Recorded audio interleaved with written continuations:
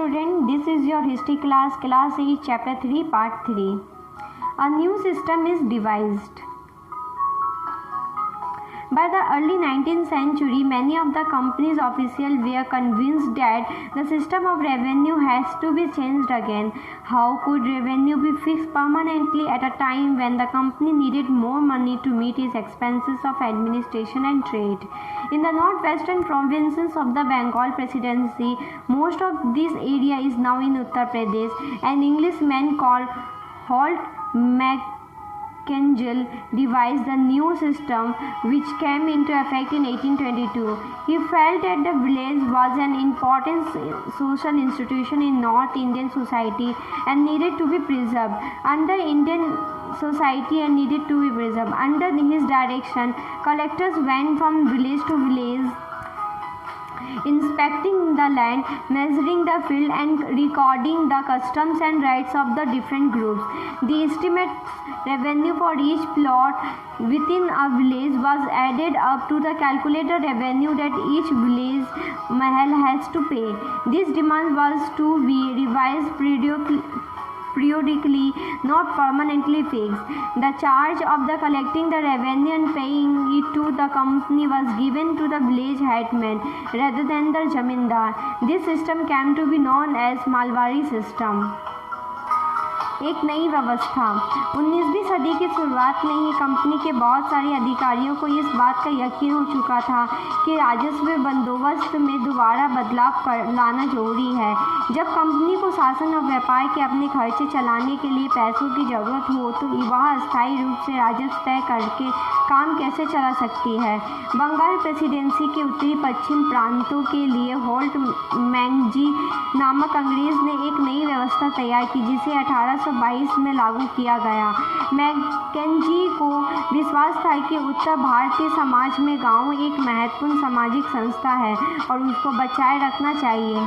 उसके आदेश पर कलेक्टरों ने गांव-गांव का दौरा किया, जमीन की जांच की, खेतों को मापा और विभिन्न समूह के रीति रिवाजों को दर्ज किया। गांव में के एक खेत के अनुपात राजस्व को जोड़कर हर गांव या ग्राम समूह से वसूल होने वाले राजस्व का हिसाब लगाया जाता था। इस राजस्व को अस्थायी रूप से तय किया गया था, बल्कि उसमें समय समय पर संशोधन की गुंजाइश रखी गई। राजस्व इकट्ठा करके और उसे कंपनी को अदा करने का जिम्मेदार की बजाय गांव के मुखिया को सौंप दिया गया। इस व्यवस्था को महलवाड़ी बंदोबस्त का नाम से जाना गया। The Monroe system. In the British territories in the south, there was a similar move away from the idea of permanent settlement. The new settlement that was devised came to be known as the Royatwar or Royatwari. In some of it was tried on a small scale by Captain Alexander Reed in some of the areas that were taken over by the company after the wars with Tipu Sultan. Subsequently developed by Thomas Monroe, this system was gradually expanded all over South India. Reed and Monroe felt that in the south there were no traditional zamindars. The settlement, they argue, had to be made directly with the cultivator who had tilled the land for generations. This field had to be carefully and separately surveyed before the revenue assessment was made. Monroe thought that the British should act as paternal father figure, protecting the right under their charge.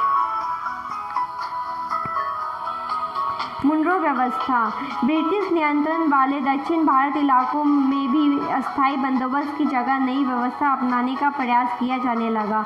वहाँ जो नई व्यवस्था विकसित हुई उसे रैतवार का नाम दिया गया।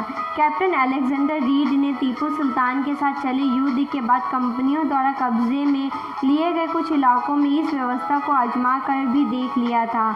थॉमस मुनरो ने इस व्यवस्था को विकसित किया और धीरे धीरे पूरे दक्षिण भारत पर यही व्यवस्था लागू कर दी गई। रीड और मुनरो को लगता था कि दक्षिण में परंपरागत जमींदार नहीं थे, इसलिए उनका तर्क यह था कि उन्हें सीधे किसानों से ही बंदोबस्त करना चाहिए जो पीढ़ियों से जमीन पर खेती करते आ रहे हैं। राजस्व आकलन से पहले उनकी खेतों का सावधानीपूर्वक और अलग से सर्वेक्षण किया जाना चाहिए। मुनरो का मानना था कि अंग्रेजों को पिता की भांति किसानों की रक्षा करनी चाहिए। All was not well. Within a few years after the new system were imposed, it was clear that all was not well with them. Driven by the desire to increase the income from land, revenue officials fixed too high a revenue demand. Peasants were unable to pay, riots fled the countryside and villages became deserted in many regions. Optimistic officials has imagined that the new system would transform the peasants into rich enterprising farmers, but this did not happen. सब कुछ ठीक नहीं था। नई व्यवस्थाएं लागू होने के बाद महज कुछ साल के भीतर उनमें समस्याएं दिखाई देने लगीं। जमीन से होने वाली आमदनी बढ़ाने के चक्कर में राजस्व अधिकारियों ने बहुत ज़्यादा राजस्व तय कर दिया था। किसान राजस्व चुका नहीं पा रहे थे, रैयत गांवों से भाग रहे थे, बहुत सारे क्षेत्रों में गांव वीरान हो गए थे। आशावादी अफसरों को उम्मीद थी कि नई व्यवस्था किसानों को संपन्न उद्यमशील किसान बना देगी, लेकिन ऐसा कुछ भी नहीं हुआ।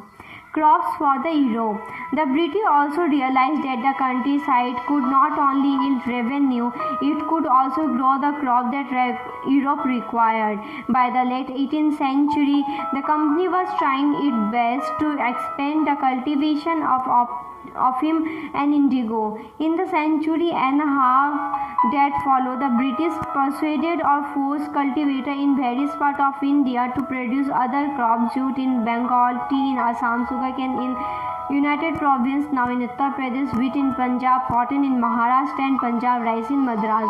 How was this done? The British used a variety of methods to expand the cultivation of crop that they needed. Let us take a closer look at the story of one such crop, one such method of production. Europe के लिए फसलें। अंग्रेज़ों ने यह भी महसूस किया कि ग्रामीण इलाके न केवल राजस्व प्रदान कर सकते हैं, बल्कि वहां यूरोप की ज़रूरत के हिसाब से सही फसलें भी पैदा की जा सकती हैं। 18वीं सदी के आखिर तक कंपनी ने अफीम और नील की खेती पर पूरा जोर लगा दिया था। इसके बाद लगभग 150 साल तक अंग्रेज देश के विभिन्न भागों में किसी न किसी फसल के लिए किसानों को मजबूर करते रहे। बंगाल में पटसन, असम में चाय, संयुक्त प्रांत में गन्ना, पंजाब में गेहूं, महाराष्ट्र और पंजाब में कपास, मद्रास में चावल। यह कैसे किया गया? अंग्रेजों ने अपनी ज़रूरत की फसलों की खेती को फैलाने के लिए कई तरीके अपनाए। आइए इसी तरह की एक फसल उत्पादन की ऐसी ही एक पद्धति को अच्छी तरह समझें। Does color have a history? Figure 5 and 6 are two images of cotton print. The image of the left shows a kalamkari print created by weavers of Andhra Pradesh in India. On the right is a floral cotton print designed and produced by William Morris, a famous poet and artist of 19th century Britain.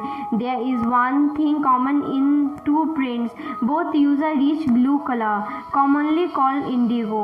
Do you know how this color was produced? From the blue that you see in this print was produced from a plant called indigo.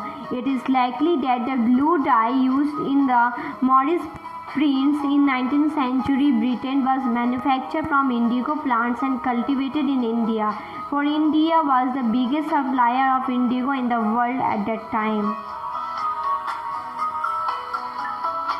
क्या रंग की भी कोई इतिहास होती है? चित्र 5 और 6 में सूती कपड़े के छापों की दो तस्वीरें दी गई हैं। बाईं तरफ की तस्वीर में भारत में आंध्र प्रदेश के बुनकारों द्वारा बनाए गए कलमकारी छापे दिखाई दे रहे हैं। दूसरी तरफ ब्रिटेन के प्रसिद्ध कवि और कलाकार विलियम मॉरिस द्वारा बनाए गए फूल वाले छापे। दोनों छापों में एक बात समान है, दोनों में ही गहरे नीले रंग का इस्तेमाल किया गया है। इसे आमतौर पर नील रंग कहा जाता है। क्या आप जानते हैं कि यह रंग किस तरह पैदा किया जाता है? इन छापों को में आपको जो नील रंग दिखाई दे रहा है वह नील नाम के एक पौधे से निकाला जाता है। इस बात की काफ़ी संभावना है कि 19वीं सदी के ब्रिटेन में मॉरिस के छापों में इस्तेमाल किया गया नील रंग भारत में उगने वाले नील के पौधों से ही तैयार किया गया होगा। उस समय भारत दुनिया में नील का सबसे बड़ा स्रोत माना जाता है। This is the end of this video. We will continue this chapter in next video. If you have any doubt, please let us know. We will try to clear your doubts in another video. अगर आपको कोई संदेह है तो कृपया करके हमें बताइए। हम अगले वीडियो में आपके संदेह को दूर करने का प्रयास करेंगे।